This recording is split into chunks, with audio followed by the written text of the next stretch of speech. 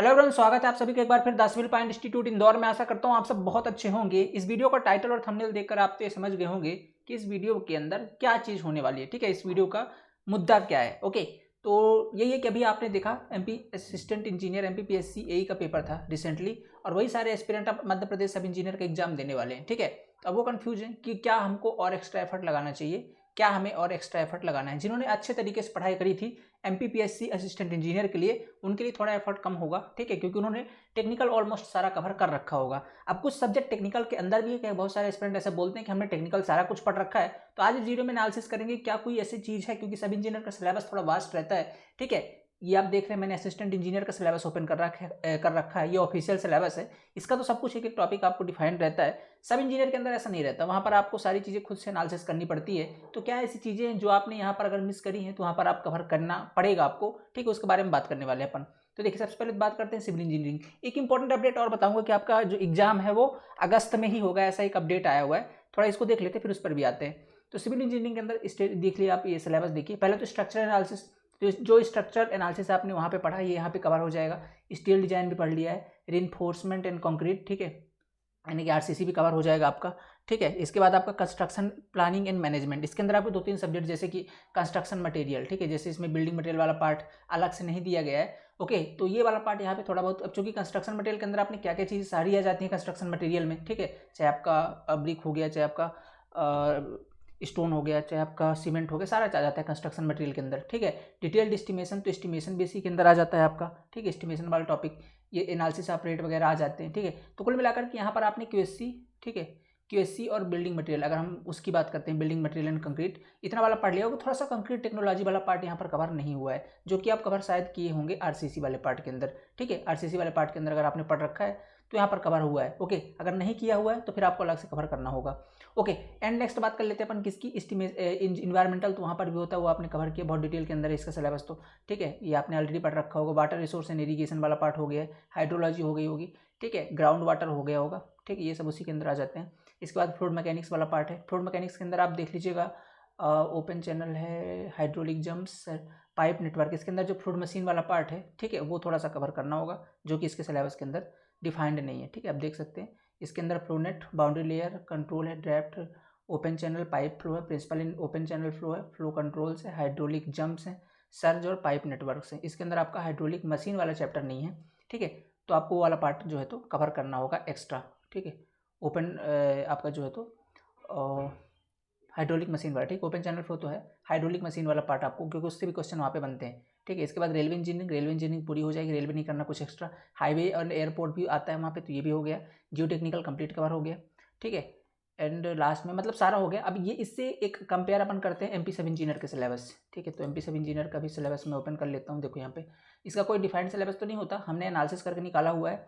तो आप देख सकते हैं सबसे पहले क्या है, building material and concrete technology. Building material वहाँ पे कंस्ट्रक्शन मटेरियल के नाम से है। ठीक है, अगर वहाँ पे सारा कुछ कवर है तो बढ़िया, अदरवाइज इसके अंदर सारा आपको पढ़ना है, चाहे आपका पेंट वार्निश वाला पार्ट ही क्यों ना हो। ठीक है, मतलब सारे प्रकार के बिल्डिंग मटेरियल कवर करने हैं। तो अगर वहाँ पे कुछ छूट गए तो ये वाला पार्ट तो पहले कवर करना है। दूसरा कंक्रीट टेक्नोलॉजी वाला पार्ट, वैसे आरसीसी के अंदर तो हुआ होगा, नहीं हुआ तो इसको भी कवर करना है। बिल्डिंग कंस्ट्रक्शन वाला पार्ट, ठीक है, ये भी देखो, इसका वेटेज देखिएगा 6.5 का, इससे मतलब 2016 से 2020 तक एवरेज वेटेज है। 3 से 2 नंबर क्वेश्चन यहाँ से भी बनते हैं। ठीक है, इसके बाद ये सर्वेइंग, इसको तो आपने वहाँ पे टच भी नहीं किया है। ठीक है, ये सर्वेइंग वाला पार्ट, क्योंकि एमपीपीएससी के अंदर सर्वेइंग नहीं पूछा जाता है, तो ये आपने वहाँ पे नहीं पढ़ रखा है। और इसका वेटेज देखो आप 13 नंबर का है। रिसेंटली 2020 के अंदर 12 और 13 नंबर का पूछा गया, मतलब लगभग 10% का आपके टेक्निकल, 10 से 12% का वेटेज है। तो एक जो बहुत मोस्ट इंपॉर्टेंट सब्जेक्ट जो आपको मध्य प्रदेश सब इंजीनियर के लिए पढ़ना होगा वो आपका सर्वेइंग वाला पार्ट। ठीक है, सर्वेइंग आपको एकदम कंप्लीटली कवर करना होगा। Estimation, costing and valuation and building drawing. ठीक है, बिल्डिंग ड्राइंग के अंदर प्लानिंग वगैरह है। तो अगर ये आपने कंस्ट्रक्शन मटेरियल वाले, जैसे कि आपने देखा ना, ये देखो कंस्ट्रक्शन मटेरियल वाले पार्ट के अंदर इसका पार्ट तो है, रेट एनालिसिस वगैरह के टॉपिक हैं यहाँ पे। अगर ये पढ़ा है यहाँ पे अच्छे तरीके से, ठीक है, तो बढ़िया, अदरवाइज ये वाला पार्ट भी आपको कवर करना होगा। ठीक है, ये देखो यहाँ वाले पार्ट के अंदर है आपका, जैसे दिया हुआ है, इसके अंदर एक्चुअली सीपीएम और पार्ट वाला भी पार्ट आता है। ठीक है, तो यहाँ पे देखिए स्पेसिफिकेशन, आप एनालिसिस रेट, वेरियस नेटवर्क है। फिर इसके बाद आपका यहाँ पे और ये एनालिसिस ऑफ रेट वगैरह भी है ना, मतलब क्यूएससी का भी लगभग पार्ट यहाँ पास हो गया है। कुछ बिल्डिंग प्लानिंग वाले जो टॉपिक्स होते हैं उनको और कवर करना होगा यहाँ पास, ठीक है। जैसे प्रिंसिपल ऑफ प्लानिंग के लिए जो रूल्स वगैरह होते हैं वो आपको इस वाले पार्ट के अंदर कवर करने होंगे, ठीक है, एस्टिमेशन एंड कॉस्टिंग के अंदर। बाकी जो सारी चीज़ें वो सारा आपने बहुत अच्छे से पढ़ रखा है, बहुत डिटेल के अंदर। हाईवे पढ़ रखा है, रेलवे पढ़ रखा है, ब्रिज टनल एयरपोर्ट भी पढ़ रखा होगा, ठीक है। Irrigation engineering, environmental, applied mechanics, ये तो आपने सोम के अंदर ही कवर कर लिया होगा, ठीक है। सोम डिटेल में पढ़ा। तो स्ट्रेंथ ऑफ मटेरियल तो पढ़ी है, थ्योरी ऑफ स्ट्रक्चर भी इसी के अंदर आ जाता है, स्ट्रक्चर वाले के पार्ट के अंदर। आरसीसी, स्टील, हाइड्रोलिक्स ये कवर कर लिया है। ओपन चैनल फ्लो, ये हाइड्रोलिक मशीन वाला पार्ट कवर नहीं किया है, तो इसको भी आपको पढ़ना है, ठीक है, हाइड्रोलिक मशीन वाला पार्ट। और जियो टेक्निकल इंजीनियरिंग ऑलरेडी पढ़ रखा है। तो 3-4 सब्जेक्ट है टेक्निकल के जिनमें थोड़ा सा आपको पढ़ना होगा, बाकी आपने सारा कुछ पढ़ रखा है। इनकी करनी है आपको एमसीक्यू प्रैक्टिस, ठीक है। इनका रिवीजन, अपने जो शॉर्ट नोट्स बना रखा है आपने, ठीक है, जो आपने अपने शॉर्ट नोट्स बना रखे हैं उसको आपको करना है रिवीजन, ठीक है, उसको करना है आपको रिवीजन।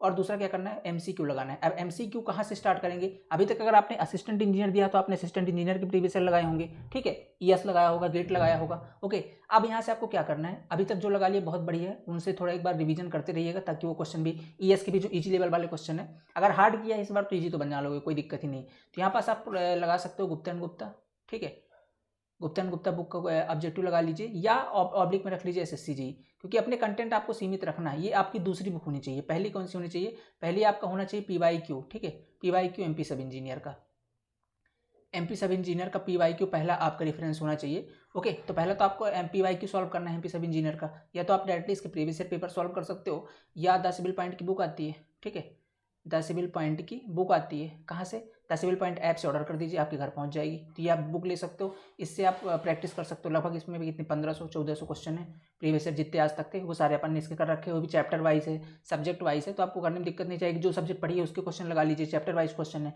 डिटेल में सोल्यूशन है, तो आप यहाँ से कर सकते हो, ठीक है।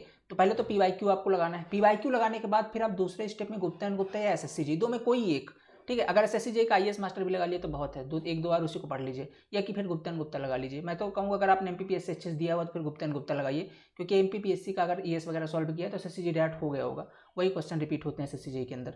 तो आप सिंपली गुप्ता एंड गुप्ता को प्रेफर कीजिए, एक ये बुक और एक ये बुक, बस इन दोनों बुक की प्रैक्टिस। बाकी जो पार्ट यहाँ पर रिमेनिंग रह गए हैं उन पार्ट को पढ़िए और अपना रिवीजन पर फोकस। टेक्निकल में बस इतना ही करना और कुछ ही नहीं करना, ठीक है। बात कर लेते हैं नॉन टेक में। नॉन टेक में देखिए, नॉन टेक के अंदर आपने क्या किया अभी तक, नॉन टेक में एक सब्जेक्ट जिसमें आपने पकड़ अच्छी बनाई होगी, अगर आपने अच्छे तरीके से पढ़ रखा है, एमपीपीएससी के अंदर ये जनरल अवेयरनेस वाला पार्ट 16 नंबर का, क्योंकि वहाँ पर भी आपके एमपीजी की पूछता है, ठीक है, इंटरनेशनल भी पूछता है और करंट पूछता है, तो आपने सारा कुछ कर रखा होगा। कुछ आईसीटी वाला पार्ट भी पढ़ रखा हो, जिससे आपका कुछ पार्ट कंप्यूटर का भी कवर हो जाएगा।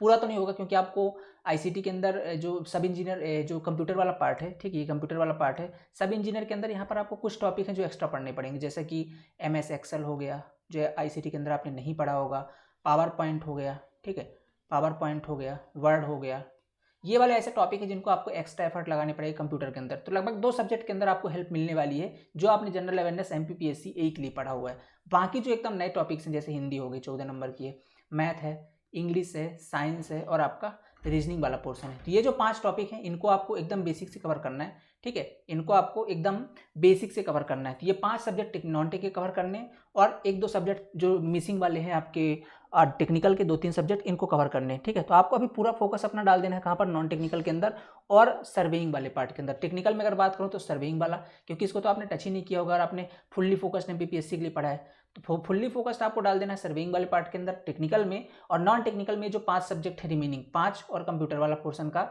एमएस एक्सेल, पावर पॉइंट वाला और वर्ड वाला पार्ट, ठीक है, इसका आपको फोकस डालना है, इसको कंप्लीट करना है। तो ये तो हो गया कंप्लीट एनालिसिस, आपको पढ़ना कितना है, ठीक है। और तो ये था, इस तरीके से आपको इसको सारा कवर करना है। ये टॉपिक जो मिसिंग है, आप इनके वेटेज भी देख सकते हो, जो टेक्निकल के अंदर मिसिंग, जैसे हाइड्रोलिक मशीन 2 से 3 नंबर का पूछता है, हाइड्रोलिक मशीन वाला पार्ट है, ठीक है। और आपका सर्विंग वाला पार्ट तो बता दिया मैंने। कुल मिलाकर के लगभग 20 नंबर का यार मिसिंग रहता है, 20 से 25। अगर ये बिल्डिंग ड्राइंग वगैरह डिटेल में नहीं, बिल्डिंग मटेरियल वगैरह डिटेल में वहाँ पे नहीं पढ़ा है, कंस्ट्रक्शन मटेरियल में, तो फिर आपका और हो सकता है 10 नंबर का इसका भी वेटेज है। तो ये जो वहाँ पर मिसिंग सब्जेक्ट हैं, जो वहाँ पर उतना ज़्यादा वेटेज नहीं है, इसके कोर सब्जेक्ट है, ये बात मान लीजिए। सर्विंग मिसिंग है, यहाँ इसका कोर सब्जेक्ट है, ठीक है। बिल्डिंग मटेरियल वहाँ पे हल्का फुल्का रहता है, यहाँ पे इसका कोर सब्जेक्ट है, तो इनको आपको बहुत डिटेल में कवर करना है, ठीक है। इनको आप बिल्कुल मिस कर ही नहीं सकते हो। इनके पीवाईक्यू अच्छे से लगाइए, इनके गुप्ता एंड गुप्ता सारे पीवाईक्यू लगा दीजिए, ठीक है, ये इंपॉर्टेंट चीज़ें हैं। तो इस तरीके से टेक्निकल में पढ़िए और साथ में अपना नॉन टेक में रेशियो ऐसा रखना है कि अगर दिन में आप 8 घंटे, क्योंकि 8 घंटे तो पढ़ना पड़ेगा, पेपर आपका 21 अगस्त को है, एट मान लेता हूँ कि मिनिमम अगर आप 8 घंटे ही पढ़ते हो, ठीक है, तो लगभग 5 घंटे आपको देना है नॉन टेक पोर्शन में, ठीक है, 5 घंटे नॉन टेक में और 4 घंटे आपको देना है टेक्निकल के अंदर।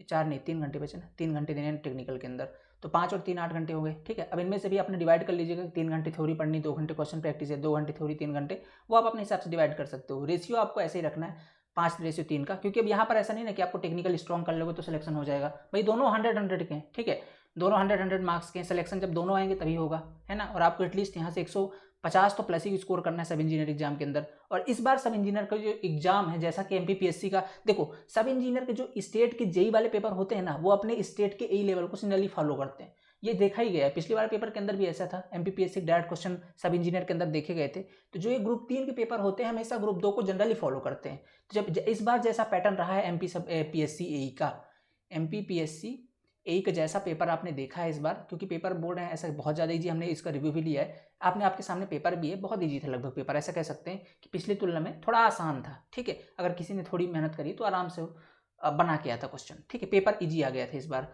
ईजी टू मॉडरेट बोल देता हूँ क्योंकि, ठीक है, ईजी टू मॉडरेट था। मॉडरेट बोलो क्या, 60% क्वेश्चन तो ऐसे थे, ये बोलो तो 50% क्वेश्चन तो ऐसे थे जो आप ऐसे टिक करके लगा सकते थे। 30-40% क्वेश्चन थोड़ा दिमाग लगाने वाला था, 10-20% क्वेश्चन ऐसे थे जो थोड़ा ठीक ठाक थे। तो कुल मिलाकर के पेपर इसका ईजी था एमपीपीएससी असिस्टेंट इंजीनियर का। तो अब इस बार आप एमपी सब इंजीनियर में क्या कर लगा सकते हो। अब ईजी का मतलब ठीक है, वो तो सब कुछ सही है, ईजी नहीं बोलेंगे उसको, ऐसा था कि आपने अगर आपके वैल्यू याद है, आपको कॉन्सेप्चुअल क्लियर है, तो ऐसे क्वेश्चन बने थे। ठीक है, ज़्यादा लेंथी क्वेश्चन नहीं थे। तो आप सब इंजीनियर के अंदर ये आंकड़ा लगा सकते हो। ठीक है, आप सब इंजीनियर एग्जाम के अंदर ये आंकड़ा लगा सकते हो कि जो इस बार सब इंजीनियर का एग्जाम होगा वो भी कुछ इसी तरीके का होगा। एक तो कॉन्सेप्ट बेस हो सकते हैं, कॉन्सेप्ट बेस आपको क्लियर रखना है, और दूसरी इंपॉर्टेंट चीज डाटा पे फोकस करना है, क्योंकि एमपीपीएससी ने इस बार पूरा डाटा पे फोकस करो, डाटा बेस्ड क्वेश्चन पूछे हैं, जो चीजें आपको याद रहनी चाहिए आप डायरेक्ट क्लिक करो, ऐसी चीजें।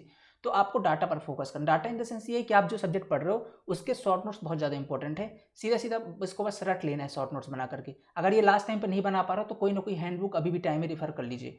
ठीक है, कोई ना कोई हैंडबुक मंगवा लीजिए, जहाँ से भी पढ़ रहा हूँ वहाँ से। अगर आप खुद के शॉर्ट नोट्स बना तो उससे बेहतर कुछ है ही नहीं। अगर नहीं बना पा रहे हो तो कोचिंग के अपने जो भी वीडियो लेक्चर वगैरह देखिए और हैंडबुक से प्रैक्टिस करिए, हैंडबुक से रिवीजन करिए, क्योंकि डाटा बहुत ज़्यादा इंपॉर्टेंट है। अब सब इंजीनियर के अंदर भी सेम चीज़ होने वाली है, कॉन्सेप्चुअल होगा और आपका डाटा बेस्ड क्वेश्चन बनेंगे। तो डाटा बेस्ड क्वेश्चन आपको याद रखने हैं, तो डाटा के लिए तैयार रहिएगा, सारी चीज़ एकदम बहुत अच्छे से प्रिपेयर करके जानिए। सेम चीज़ आपको नॉन टेक के अंदर भी करना है। ओके, नॉन टेक के क्वेश्चन के लिए पूछते हैं सर कहाँ से प्रैक्टिस करें, तो देखो नॉन टेक के लिए पहले तो पीवाईक्यू लगाइए, और ये पीवाईक्यू कहाँ मिलेंगे आपको, 10 सिविल पॉइंट पर इसकी बुक आती है। ठीक है, जिसमें आपको हर सब्जेक्ट के सेपरेट क्वेश्चन मिल जाएंगे। ठीक है, नॉन टेक की। अब ये जो बुक है ये भी हार्ड कॉपी फॉर्म पे नहीं है, जल्द इसकी हम हार्ड कॉपी लॉन्च करने वाले हैं। ठीक है, तो अभी इसकी क्या मिल जाएगी आपको, सॉफ्ट कॉपी ऐप के अंदर आप जाके लगा सकते हैं क्वेश्चन, कोई दिक्कत नहीं होती। ठीक है, ऐप के अंदर आप इसकी सॉफ्ट कॉपी परचेज कर सकते हैं, जाकर के non tech soft copy purchase कर सकते हैं, उसको आप वो लगा लीजिए। लगभग 2000 क्वेश्चन का संकलन है इसके अंदर, जितने भी पीवाईक्यू आज तक अवेलेबल थे नॉन टेक्निकल को हम सबने इसके अंदर दे रखे हैं। ठीक है, तो लगभग 2000 क्वेश्चन है, इसको आप प्रैक्टिस कर सकते हो। पहला तो आपका ये प्रायोरिटी, भाई किसी भी एग्जाम का पहले तो पीवाईक्यू प्रायोरिटी है। दूसरे आपके दूसरे पार्ट के अंदर आपको क्या करना है, दूसरे वाले पार्ट के अंदर आप अगर टाइम है आपके पास, ठीक है, तो आप कुछ जो अदर व्यापम के एग्जाम होते हैं जैसे एसआई हो गया, ठीक है, पुलिस हो गया जो अभी रिसेंटली हुआ है, ठीक है, या कि आप और कोई एग्जाम लगा, पटवारी हो गया, ठीक है, जो ऐसे एग्जाम होते हैं ना इनके क्वेश्चन डायरेक्टली देखे गए, खासकर एसआई वाले टार्ट पे। ठीक है, एसआई वाले डायरेक्टली क्वेश्चन उठ करके और सब इंजीनियर के अंदर देखे गए हैं, तो आप इनके क्वेश्चन लगा सकते हो। मिलेंगे कहाँ पर, इसके लिए पुणेकर पब्लिकेशन की बुक आती है। ठीक है, जाकर के ले सकते हो, डायरेक्ट शॉप से परचेज कर लो, अगर इंदौर से हो तो। ठीक है, डायरेक्ट ले लोगे तो ज़्यादा बेहतर है, थोड़ा सस्ता पड़ जाएगा। ठीक है, डायरेक्ट पब्लिकेशन से ले लो तो ये आपका जो है तो थोड़ा सस्ता पड़ जाएगा इसको। अदरवाइज आप अमेजॉन वगैरह से भी ऑर्डर कर सकते हो। इसके अंदर सब्जेक्ट वाइज आती है, तो जो सब्जेक्ट में आपको लगता है कि थोड़ा कमजोर है, उसमें ज़्यादा रटना पड़ रहा है, तो प्रीवियस ईयर उसके सारे लगा लो, पुणेकर की मंगा दीजिएगा, 100-150-200 रुपये की बुक आ जाती है एक बुक। ठीक है, तो ये आप प्रैक्टिस कर सकते हो पुणेकर वाली। ये नॉन टेक की स्ट्रेटजी रखिए, बहुत बढ़िया। अभी टाइम आपके पास बचा 50 दिन। ठीक है, और हाँ एक न्यूज़ मैं आपको बताने वाला था सब इंजीनियर की, जस्ट सेकेंड। हाँ, ये सब इंजीनियर की न्यूज़ थी। ठीक है, देखो ये अभी कब का है, 4/7 का। ठीक है, दैनिक भास्कर के अंदर ये बात छपी गई है, और अब दैनिक भास्कर के अंदर छपी है तो ऑथेंटिक तो मान सकते हैं, बाकी ये लोग भी देखते कैलेंडर को ही देख के छाप देते हैं। ठीक है, तो अभी देखो क्या है, 4/7/2022 की न्यूज़ है, मतलब कल की न्यूज़ है, और इसमें इन्होंने बताया हुआ है कि यहाँ पे देखिए 8 शहरों में परीक्षा होगी। इसी तरह 21 अगस्त से समूह 3 मानचित्रकार। ठीक है, तो जो हमारा डेट है 21 अगस्त, ठीक है, जो एग्जाम डेट है एक्सपेक्टेड, वहीं से आपका एग्जाम डेट की भी बात कर रहे हैं कि होगी। बाकी इससे पहले 6 से 7 जो है तो अगस्त आपका उसकी भर्ती होनी है, आपकी जो उद्यान विकास अधिकारी, वरिष्ठ उद्यान विकास अधिकारी। अभी तक कोई ऑफिशियल अपडेट तो नहीं है, अब इन्होंने भी ये न्यूज़ प्रकाशित करी है तो कैलेंडर देख कर ही करी होगी। ठीक है, अब इसके अंदर भी ऐसा तो नहीं लग रहा, थोड़ा हमें भी लग रहा है कि डेट अभी आगे जाएगी। ठीक है, देखते हैं अभी ऑफिशियल क्या ही। अब आप तो यही मानो कि 21 अगस्त ही है, हम तो यही मान के चलेंगे, हो जाती है तो हमारे लिए एक्स्ट्रा बेनिफिट रहना चाहिए, हम उस पर थोड़ा सा और प्रैक्टिस कर लेंगे, ठीक है। तो 21 अगस्त के हिसाब से अपनी कमर कस लीजिए और इसके हिसाब से आप प्रैक्टिस करना शुरू कर दीजिए। 50 दिन का लगभग आपके पास टाइम बचा है, 45 से 50 दिन तक। तो ये ऑफिशियल अपडेट थी आप सभी के लिए, ओके। तो आशा करता हूँ आप सभी के बहुत ज़्यादा सवाल आ रहे थे सर अब यहाँ से क्या करूँ, है ना, बहुत डिमोटिवेट हो गया हूँ, MPPSC का पेपर खराब चला गया है। परेशान मत होइए, जो हो गया सो हो गया, बात गई वाली बात, ठीक है। सीखिए उससे, हमेशा लर्निंग एटीट्यूड रखिए, इंसान कभी हारता नहीं, हमेशा सीखता है, ऐसा बना के रखिए, ठीक है। आपने जो वहाँ पे गलती करी है ऐसा सोचिए कि मैं दोबारा वो गलती अपनी ज़िंदगी में नहीं करूँगा। आइए आराम से इत्मीनान से एक कॉपी पेन लीजिए, उसमें लिखिए कि आपने क्या क्या गलतियाँ करी हैं, ठीक है। जब आप सब इंजीनियर की तैयारी करेंगे तो वो गलतियाँ आप दोबारा नहीं करेंगे, ठीक है।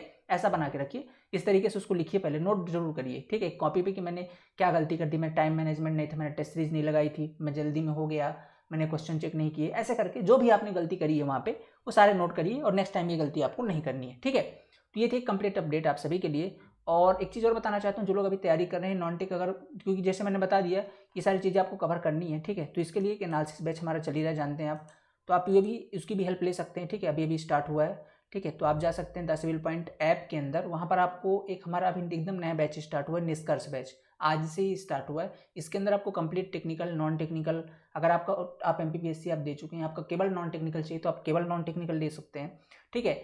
और अगर आपको कंप्लीट चाहिए, क्योंकि कुछ सब्जेक्ट आपके नॉन टेक्निकल के भी पढ़ने, कंप्लीट चाहिए तो कंप्लीट भी ले सकते हैं। कंप्लीट के अंदर वो सब कुछ मिलती है, चाहे आपका ई बुक हो, टेस्ट सीरीज हो, नोट्स हो, सारी चीज़ें अवेलेबल होती हैं। आप टेक भी लेते हैं तो भी आपको सारी चीज़ें मिलती हैं, आप नॉन टेक लेते तो भी मिलती है।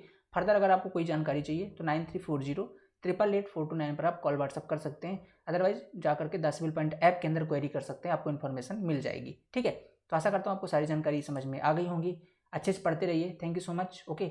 और इस वीडियो के नीचे टेलीग्राम ग्रुप का लिंक होगा, उसको जरूर ज्वाइन कर लीजिएगा, ठीक है, ताकि आपको जो आने वाली वीडियो की इन्फॉर्मेशन है तुरंत मिल जाए, जो भी इंपॉर्टेंट अपडेट होती है टेलीग्राम पे अपन डाल देते हैं, ठीक है। Thank you so much, have a nice day.